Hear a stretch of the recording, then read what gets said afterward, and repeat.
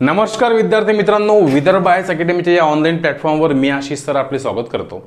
Combine group C यामधलं English कसं असतं ते बघूया आपण. आणि जर तुम्ही या पद्धतीनं पेपरचं मॅनेजमेंट केलं तर तुम्हाला 40 पैकी जवळपास 38-39 मार्क्स मिळू शकते, आणि जे तुमच्या पोस्टिंगसाठी खूप इम्पॉर्टंट आहे. ठीक आहे, बघू आपण. Combine group C paper number 1 तो सारखा असतो प्रत्येकांना. ठीक आहे, इंग्लिश आणि मराठी. तर इंग्लिशचं वेटेज किती असतं तर 40 मार्क्सला इंग्लिशचं वेटेज या ठिकाणी असतं. यामध्ये कोणत्या पोस्ट असतात तर राज्य उत्पादन शुल्क, म्हणजे आपण याला एक्साईज PSI म्हणतो, लिपिक टंकलेखक जे मंत्रालयीन क्लर्क असते, त्यानंतर कर सहाय्यक टॅक्स असिस्टंट, आणि एक चौथी पोस्ट नेमल्या गेलेली आहे उद्योग निरीक्षक मागच्या वर्षीपासून. ठीक आहे ना. मग आता यामध्ये पेपर नंबर 1 मध्ये जे 60 मार्क्सला मराठी आणि 40ला इंग्लिश असतं तर हे मार्क्स आपल्या हातचे असतात. ठीक आहे, यासाठी तुम्हाला चांगला अभ्यास करावा लागतो आणि हे होते. बघा, चॅप्टर दिलेले आहे या ठिकाणी, parts of speech, remaining grammar, vocabulary आणि पॅसेज. आता हे जाऊ द्या, हे आपले जाऊ द्या. पार्ट्स ऑफ स्पीच आणि ग्रामर हा एक दोन्ही पण ग्रामरचे भाग आहेत.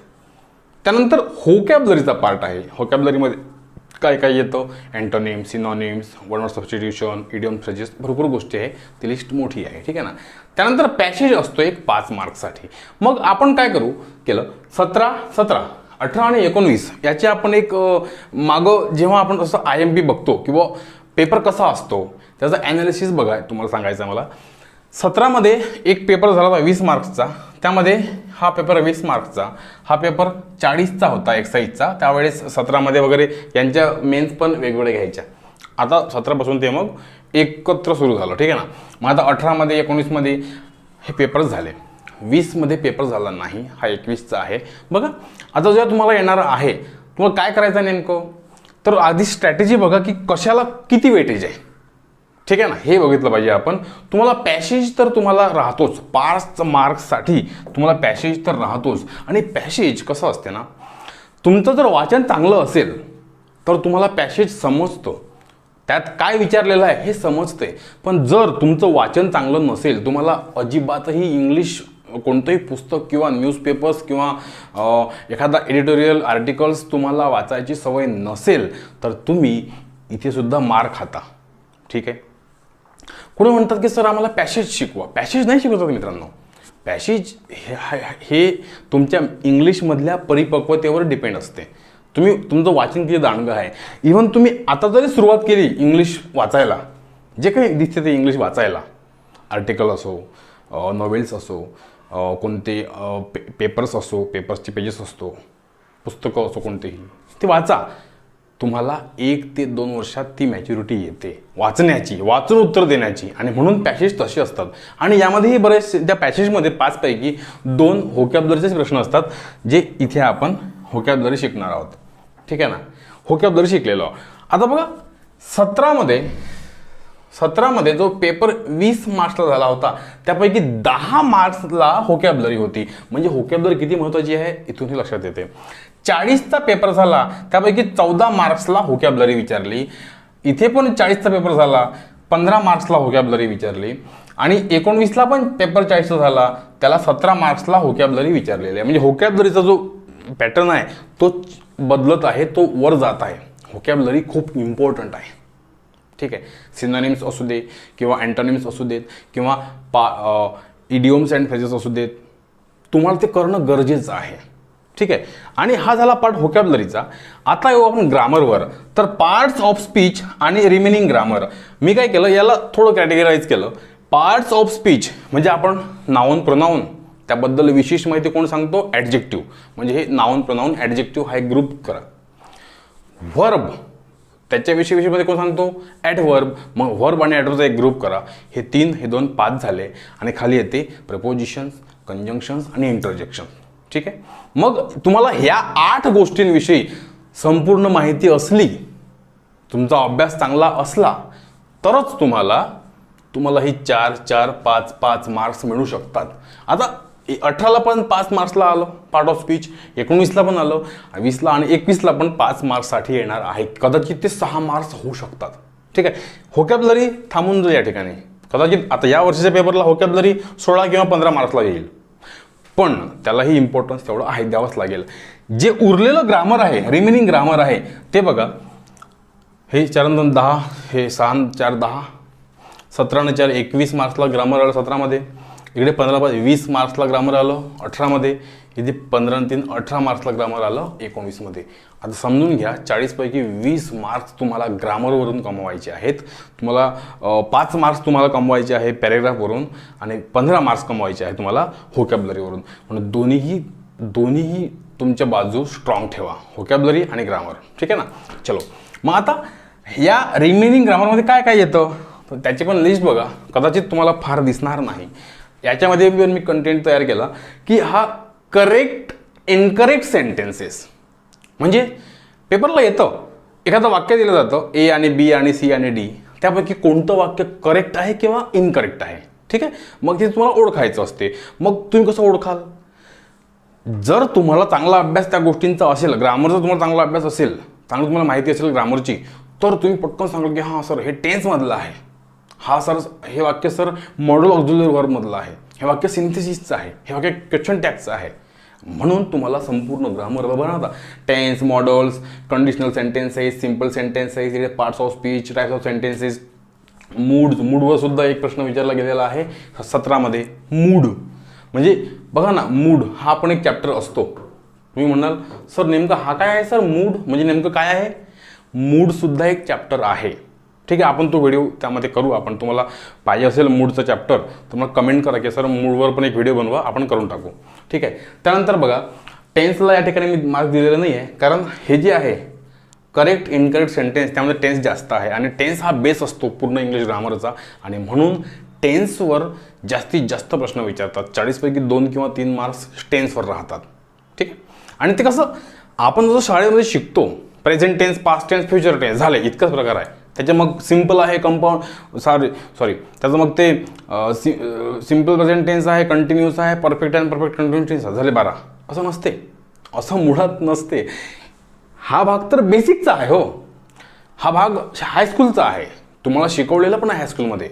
मात्र त्याचं चांगलं इम्प्लिमेंटेशन तुम्हाला स्पर्धा परीक्षेमध्ये करावं लागतं.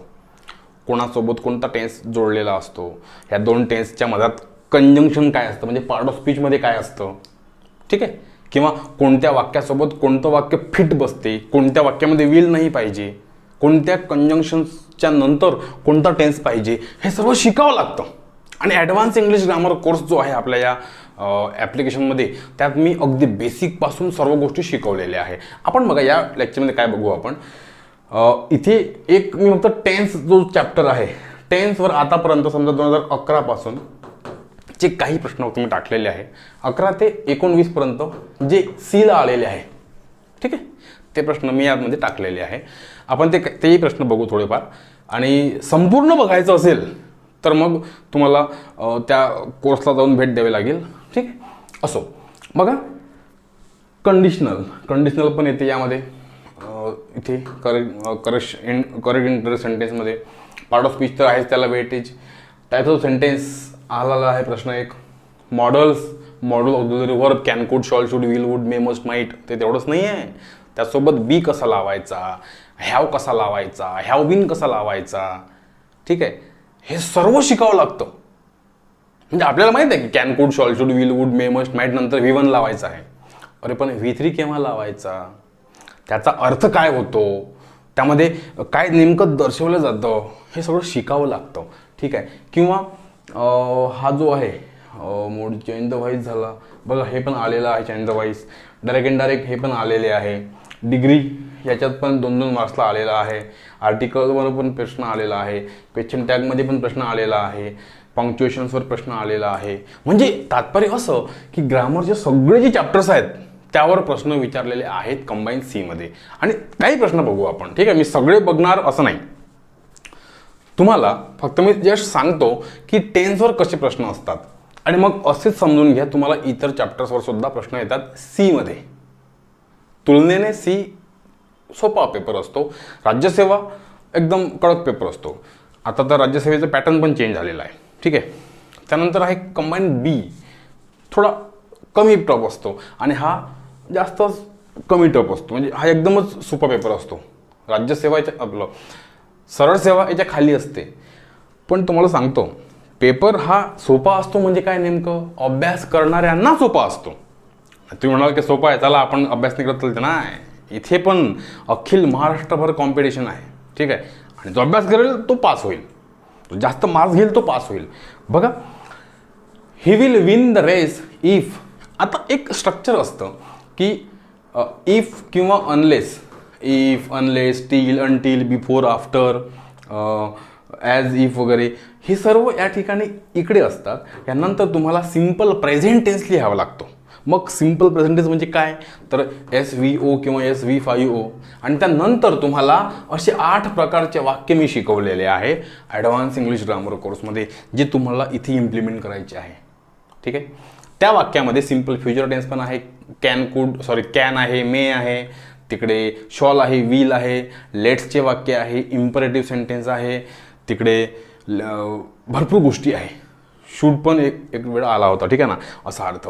आणि मग बघा, आता he will win the race, हा इकडचं वाक्य, he will win the race. मग तुम्हाला इफ सोबत सिम्पल प्रेझेंट टेन्स लिहावा लागतो. बघा ना, आता he will win the race, if नंतर तुम्हाला सिम्पल प्रेझेंट टेन्स लिहावा लागतो. हा रोल जर तुमच्या पाठ असेल तर तुम्ही पटकन या ठिकाणी प्रॅक्टिसेस लिहाल.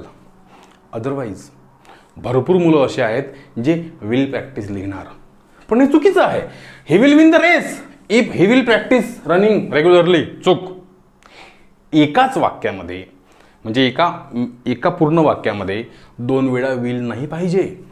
इफ सोबत सिम्पल प्रेझेंट टेन्स पाहिजे की ज्याचे रूल्स कोणते आहे, SVO आणि SV5O. तर हा रूल आपल्याला माहीत असला पाहिजे, अदरवाईज तुम्ही हे लिहिता. ठीक आहे, नंतर बघा, either the children or the milkman. जर मी म्हटलं असेल ही, तर त्याला आता पुन्हा हाच प्रश्न येतो, हीला इज लागेल. ठीक आहे, शी म्हटलं तरी त्याला इज लागेल. पण आपण जर ही ऑर शी म्हटलं तर मग काय लागेल, तर पुन्हा या ठिकाणी इज लावायचं. का, कारण जर 2 कर्ते ऑरने जोडले असेल तर दुसऱ्या कर्त्यानुसार या ठिकाणी हेल्पिंग वर्ब किंवा मेन वर्ब घ्यावं लागतं.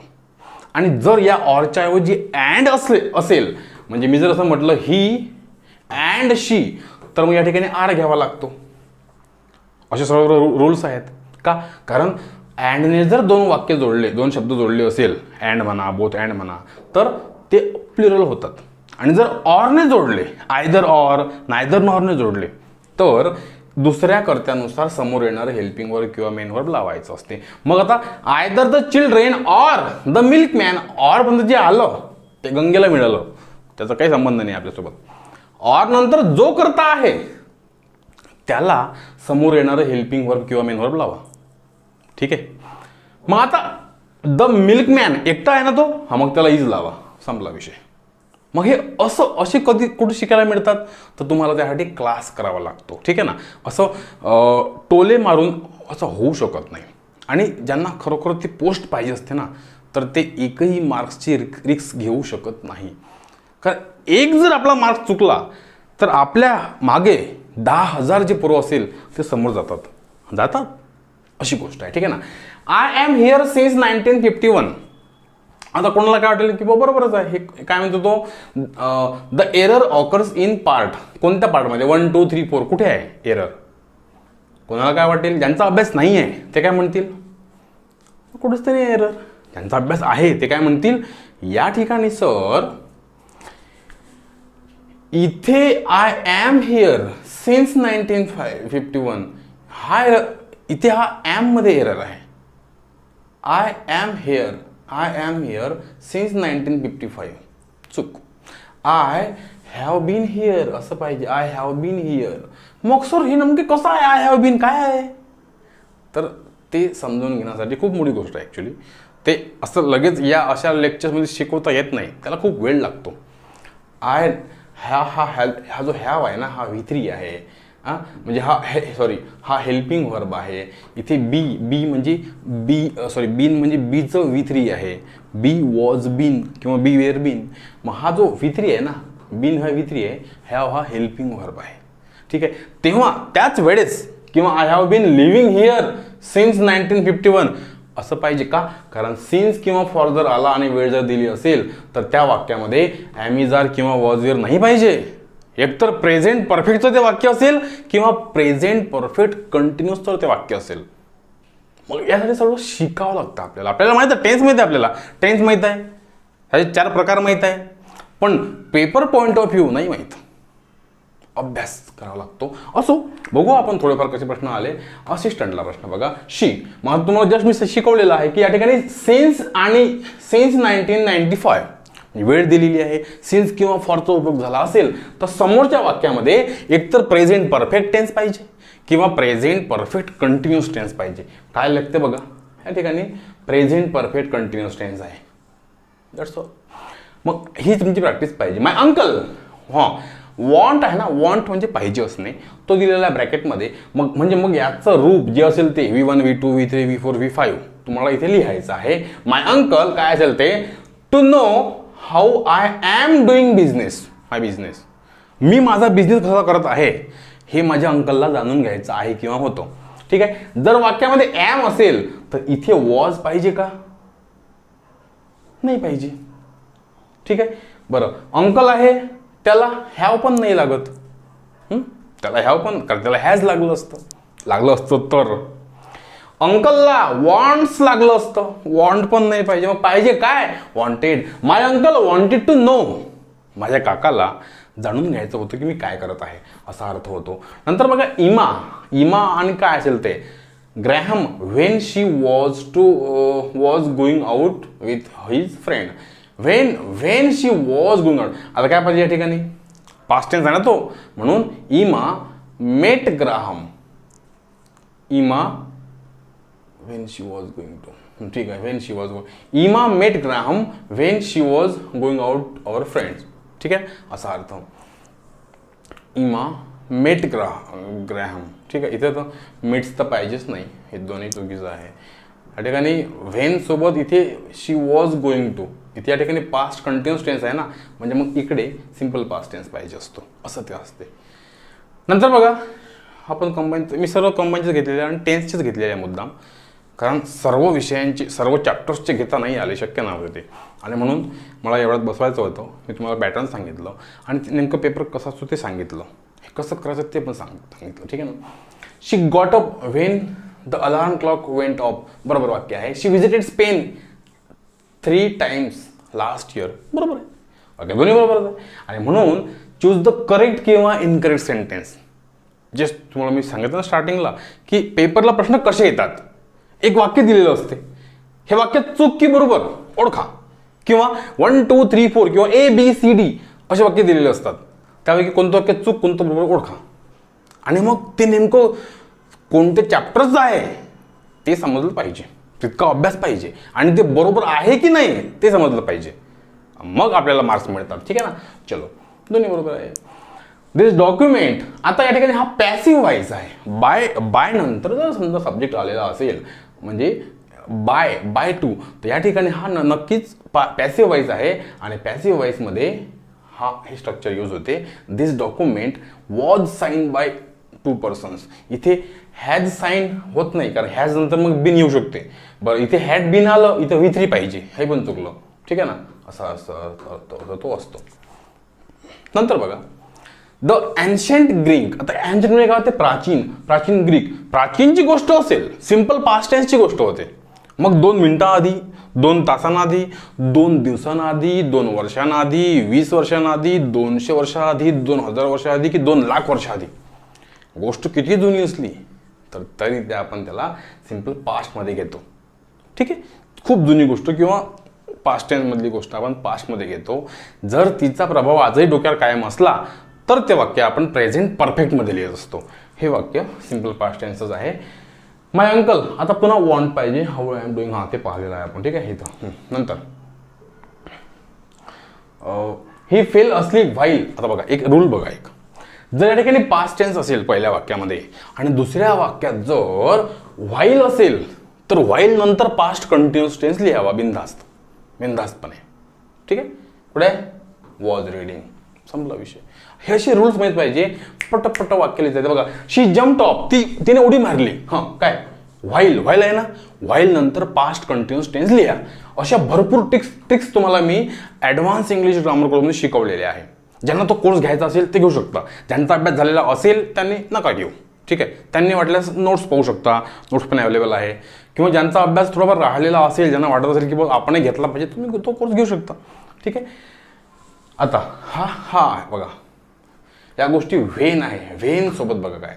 आता हे ऑलरेडी असते, या ठिकाणी पास्ट परफेक्ट टेन्सचा प्रश्न असतो, तो खूप मोठी गोष्ट आहे. ते सांगतो तुम्हाला. It had already stop raining when I brought an umbrella, ठीक आहे. हा तो त्याचं उत्तर आहे. आता काय म्हणतो हा, choose from the alternative the sentence which is in past perfect tense. खूप जुना प्रश्न असेल, 2011चा प्रश्न आहे हा. तेव्हा असे प्रश्न विचारले जायचे की पास्ट परफेक्ट टेन्सचं वाक्य ओळखा, आयडेंटिफाय द टेन्स. 4थी 5वीतल्या आपण मुलाला हे आज येऊ शकते. तेव्हा कॉम्पिटिशन नव्हती, तेव्हा नसेल आलं, ठीक आहे ना. मग पास्ट परफेक्ट टेन्स म्हणजे हॅड प्लस V3. कुठे आहे? हॅड प्लस V3 इथे आहे, ठीक आहे. संपला विषय. काय ते द शिप हॅड. आता बघा, हॅड जर have, has, had, shawl have, will have असेल तर समोर V3 लागते. आणि सिंक म्हणजे बुडणे होते, तर सिंकचं V3 काय? सॅंक का, सिंक्स का, सिंक का, संक. मग जेव्हा आपण इंक म्हणतो, सिंक, मग sink, sank, sunk. Swim, swam, swum. हा रूल असतो तुमच्या व्होकॅब्युलरीचा, ते पाठ तुम्हाला करायला लागते. मग आता इथे काय होईल? सिंक, सॅंक, संक, ठीक आहे. आणि बिफोर सोबत सिंपल पास्ट टेन्स पण आहे. हा पण एक रूल आहे. बिफोर सोबत जर सिंपल पास्ट टेन्स असेल तर दुसऱ्या वाक्यामध्ये पास्ट परफेक्ट टेन्स पाहिजे. आफ्टर नंतर जर पास्ट परफेक्ट असेल तर दुसऱ्या वाक्यात सिंपल पास्ट टेन्स पाहिजे. असे एक ना अनेक रूल्स तुम्हाला मी शिकवलेले आहे, ठीक आहे. इफ सोबत बघा आता समोरच्या वाक्यात काय आहे? Would have plus V3. आता ह्या वुड हॅव प्लस V3 पण पॅसिव्ह व्हॉइस आहे, कारण बीन आलेला आहे. आपण समजू वुड हॅव प्लस V3. मग जर वुड हॅव प्लस V3 असेल तर या वाक्यात इफ नंतर पास्ट परफेक्ट टेन्स पाहिजे असतो, तो हा आहे. ह्याचा अर्थ काय होतो? जर कर्त्याने एखादी क्रिया केली असती तर दुसरी क्रिया झाली असती. जर मला माहित असतं की तू शहरामध्ये आहे तर मी तुला भेटायला आलो असतो, असा अर्थ, ठीक आहे ना. If I had won the race. जर मी ती रेस जिंकली असती, I would have been congratulated by all. तर माझं अभिनंदन प्रत्येकाकडून करण्यात आलं असतं. आता हा पॅसिव्ह व्हॉइस आहे, खूप मोठी गोष्ट आहे ती, त्यासाठी अभ्यास करावा लागतो. बघा, अनलेसच्या वाक्यात कधीही विल पाहिजे नाही. इफच्या वाक्यात कधीही विल नाही पाहिजे. बघा ना, मी जर म्हटलं असेल if you will pass, sorry, if you will study you will pass, you will pass. आता वरवर पाहता आपल्याला हे वाक्य बरोबर वाटेलही, पण ज्यांचा अभ्यास आहे ना ते काय म्हणतील, नाही सर चुकीचं वाक्य आहे, इफच्या वाक्यात विल नाही पाहिजे. आणि अनलेस म्हणजे काय होते? मग अनलेस म्हणजे इफ नॉट होतो. आणि म्हणून अनलेसच्या वाक्यात सुद्धा विल नाही पाहिजे. पटकन समोर जायचं. ए चुकीचं आहे म्हणजे या ठिकाणी तो काय म्हणतो, करेक्ट ओळखा. इथे ए नाही पाहिजे, इथे ए आहे, नाही पाहिजे. पटकन 2 ऑप्शन कटले आपले. नंतर if you don't pass the test what will you do. जर तू टेस्ट पास नाही करशील मग काय करशील तू? बरोबर वाक्य आहे, म्हणजे बी करेक्ट आहे, बी करेक्ट आहे. बी सोबत सी आहे का पाहू आपण. Take another sandwich if you are hungry.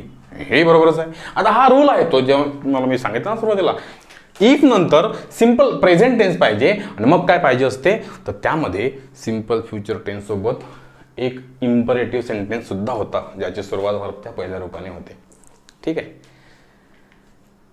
तर बरेच प्रश्न आहे असे. The barber has cut my hair very short. हा काय म्हणतो? Identify the correct progressive future tense. कधी आला प्रश्न? 2019ला. असे प्रश्न खूप जुने आहे, पण आता हा प्रश्न कोणाला पण येऊ शकते.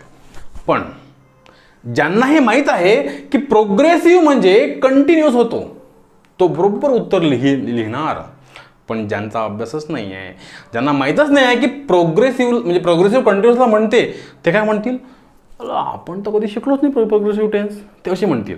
समजला? मग आता पहा, continuous future tense shall be, will be plus V3, sorry V4. काय इज नाही पाहिजे, विल हॅव नाही पाहिजे, विल बी कटिंग बरोबर आहे, हॅड नाही पाहिजे. पटकन चणेच फुटते जर आपला अभ्यास असेल तर.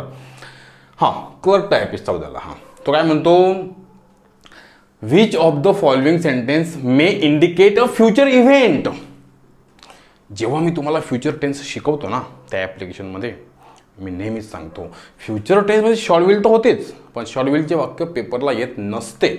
त्याची कॅटेगरी वेगळी असते सिम्पल फ्युचर टेन्स विचारण्याची, ठीक आहे, किंवा कोणताही फ्युचर इव्हेंट विचारण्याची. जर ते वाक्य सिम्पल प्रेझेंट टेन्सचं असेल आणि भविष्यकाळातलं फिक्स वाक्य असेल तर ते सुद्धा वाक्य सिम्पल फ्युचर किंवा फ्युचर इव्हेंट दाखवते. द मूवी स्टार्ट्स V5 वापरला म्हणजे सिम्पल प्रेझेंट टेन्सचं वाक्य आहे ते. The movie starts in 10 minutes, पण ती लगेच घडणारी क्रिया आहे किंवा एक फिक्स क्रिया आहे, फिक्स प्लॅनिंग आहे. हे वाक्य जरी सिम्पल प्रेझेंटचं असेल पण तरीही काय दाखवते, फ्युचर इव्हेंट दाखवते. बरोबर आहे वाक्य ते. तर सॅम्पल विल आलं ना, हा सिम्पल फ्युचर म्हणजे future tense. You should finish the work before you leave, तू निघण्याआधी तुझं काम पूर्ण करून जायला पाहिजे, फ्युचर टेन्स. केव्हा जाईल तो, फ्युचर. म्हणून तिन्ही इव्हेंट फ्युचरचे आहेत, म्हणून ऑल 3 करेक्ट. ठीक आहे, बस असं असतं आणि सोपं आहे, की कठीण नाही आहे, पण कधी अभ्यास केल्यानंतर सोपं आहे. आता जेव्हा तुम्ही बघता हे 40 मार्क्सला काय असते हो, काही नसते यामध्ये. बघा ना, इथे व्होकॅब्युलरीला किती वेटेज दिलेलं आहे. व्होकॅब्युलरी करून ठेवा. हां, आपल्या कोर्समध्ये संपूर्ण व्होकॅब्युलरी शिकवलेली आहे आणि काही व्हिडिओज पण येतील व्होकॅब्युलरीचे. तुमची जर इच्छा असेल तर कमेंट करा, सांगा मला. आणि ग्रामर खूप जास्त इम्पॉर्टंट. आणि व्होकॅब्युलरी इतकी इंटरेस्टिंग असते ना, यामध्ये 17-15 पैकी 4 ते 5 किंवा 6 ते 7 मार्क्सला इडियम्स असतात, ज्या खूपच इंटरेस्टिंग असतात. ठीक आहे, त्याचे रील्स पण आहेत आपले, ते पण बघा. आणि मित्रांसोबत हे सर्व शेअर करा, हा व्हिडिओ शेअर करा.